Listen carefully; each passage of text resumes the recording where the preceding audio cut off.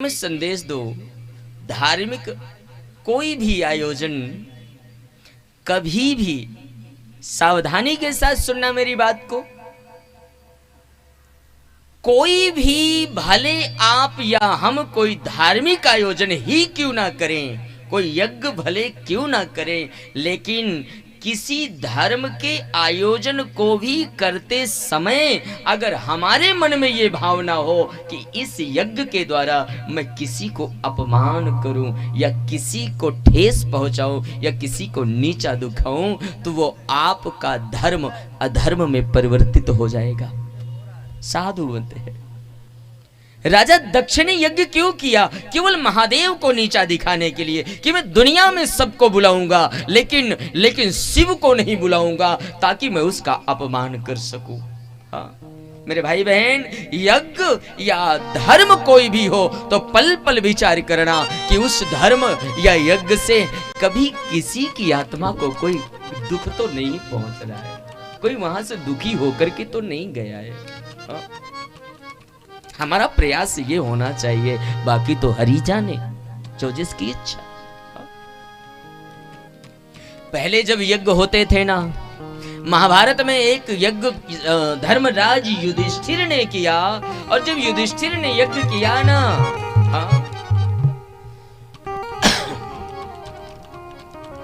पहले की एक परंपरा थी, जब यज्ञ पूरे होते थे ना तो स्वर्ग में बैठे हुए देवता, यज्ञ पूर्ण होते ही स्वर्ग के देवता नगाड़े बजाते थे, स्वर्ग में बैठे हुए देवता पुष्प बरसाते थे। और जिस समय धर्मराज युधिष्ठिर ने एक बार भोज यज्ञ किया था, भोज यज्ञ का मतलब है कि जहां तक मेरा राज्य हो मैं हर व्यक्ति को, किसी को भूखा नहीं रहने दूंगा, सबको राज्य के खजाने से भोजन कराऊंगा। ये युधिष्ठिर का यज्ञ हुआ। एक संदर्भ दूं मैं, जिस समय राजा युधिष्ठिर ने यज्ञ किया और जब देवताओं ने यज्ञ पूरा होने के बाद देवताओं ने नगाड़े शंख नहीं बजाया ना, तो युधिष्ठिर ने भगवान कृष्ण से कहा, गोविंद क्या मेरा यज्ञ पूरा नहीं हुआ क्या? भगवान गोविंद ने कहा, राजन ऐसा लगता है कि आपकी राज्य में कोई व्यक्ति भूखा बैठा है। युधिष्ठिर कहते, महाराज मैंने हर जगह भेजा है लोगों को, मैंने हर जगह सेना भेजी है, मैंने सबको देखा है। भगवान गोविंद कहते हैं, एक बार और तो भेजो, किसी को देखो, कोई ना कोई कहीं ना कहीं भूखा बैठा होगा। और अर्जुन को भेजा गया तो अर्जुन ने जाकर के देखा, क्या राज्य से बड़ी दूर एक दिगंबर साधु बिल्कुल शांत चित्त एक वृक्ष के नीचे बैठे भजन कर रहे हैं। जाकर के युधिष्ठिर, अर्जुन ने जाकर के प्रणाम किया, अर्जुन ने चरणों में मस्तक झुकाया और कहा, बाबा आप पधारो राज्य के लिए, धर्मराज की यज्ञ पूरी नहीं हो पा रही है, आप चल करके राज्य भवन में भोजन करो। और जैसे ही कहा भोजन करो,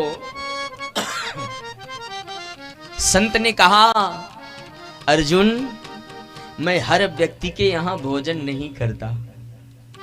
संत ने उत्तर दिया, अर्जुन मैं हर व्यक्ति के यहां भोजन नहीं करता।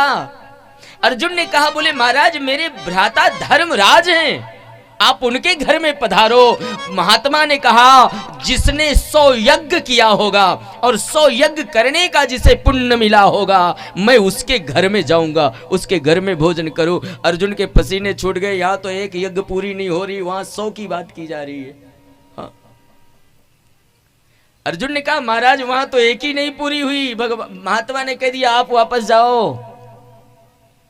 और अर्जुन लौट करके आए, धर्मराज से कहते हैं, बोले महाराज आपकी राज्य में एक संत बैठे हैं, लेकिन उन्होंने कहा है मैं हर व्यक्ति के यहां भोजन नहीं करूं, जिसने 100 यज्ञ किया होगा उसके घर में भोजन करूंगा।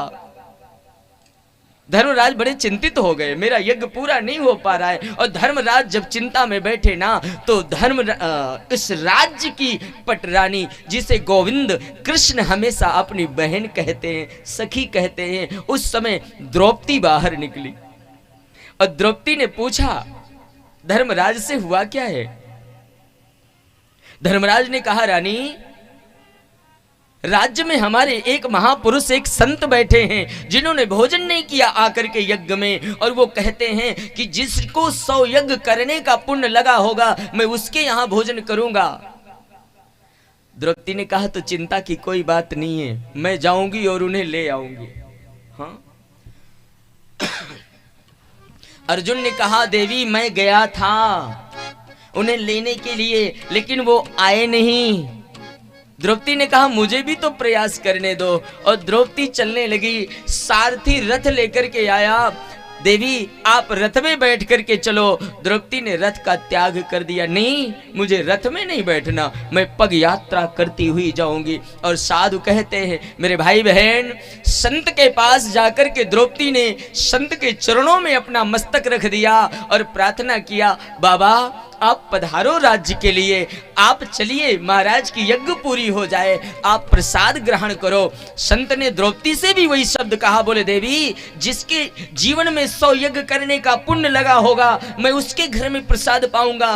द्रौपदी ने कहा महात्मन मैं ये नहीं जानती कि मैंने 100 यज्ञ किया है या नहीं किया, लेकिन मैंने कृष्ण के मुख से सुना है कि संत मिलन को जाइए तज माया अभिमान, ज्यों ज्यों पग आगे धरे कोटिन यज्ञ समान। साधु से मिलने के लिए हरि कथा की महफिल में जो पग यात्रा करता हुआ आगे बढ़े संत के पास में, तो एक एक कदम रखने में एक एक यज्ञ करने का फल प्राप्त हो जाता है। द्रौपदी ने कहा बोले बाबा मैं राजभवन से पैदल चल करके आपके पास आई हूं, तो ना जाने मैंने रास्ते में कितने यज्ञ कर लिया, अब आप मेरे साथ पधारो। हाँ।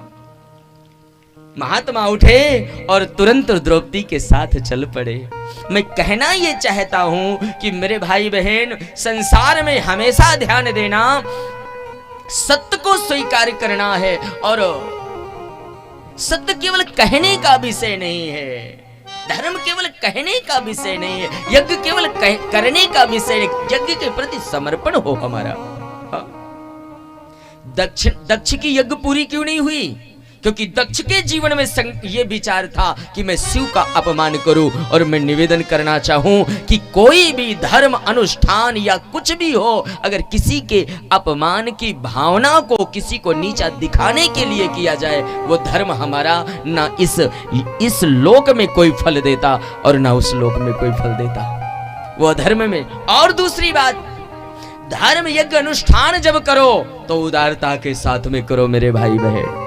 सब्सक्राइब करें हमारे YouTube चैनल साधना गोल्ड को और पाएं वीडियो सबसे पहले, और हाँ बेल आइकन दबाना ना भूलें।